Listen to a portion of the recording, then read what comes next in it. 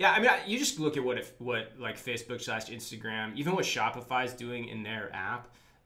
They're all trying to be that place of inspiration. Like the other thing that the malls did in addition of being that place of convenience that we described before, they were also the place of inspiration, of discovery. That was where you'd go to find stuff, right? And now, and even socially, that's where you'd go to spend time socially.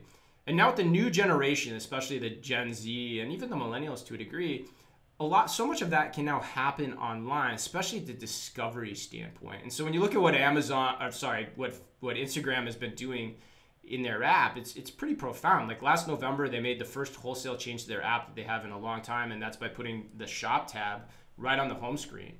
And now you can go into that app, follow any brand you want, and basically approximate their mobile experiences inside of that app. And then if you want, you can actually, for the most part, make your purchases pretty quickly in app. You don't even have to get ported out to another retailer site.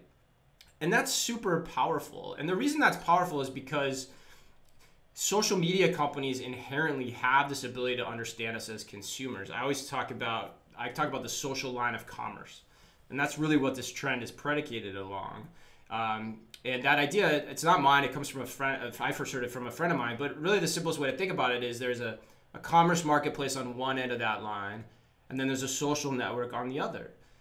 And whoever can kind of connect that understanding of the consumer across that full spectrum, which no one in the United States has done yet, you've seen some of this overseas in China, that's tremendously powerful from a data perspective, and it's simple to see why. Like when you talk about it, think about like Facebook.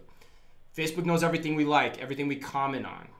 Facebook probably knows more about me than I know about myself if you get right down to it. Amazon, Google, places like that, they know what we explicitly tell it, but a social media network knows what we implicitly desire as well.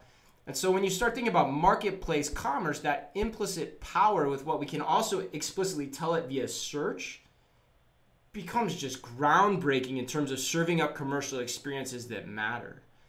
And so all the power of that harness, when you start talking about inspiration, quick commerce, all the things that we've already discussed around standing up delivery quick to people's homes, it means the mall now, for the most part, inspiration-wise, is starting online at home, and particularly through places like Instagram.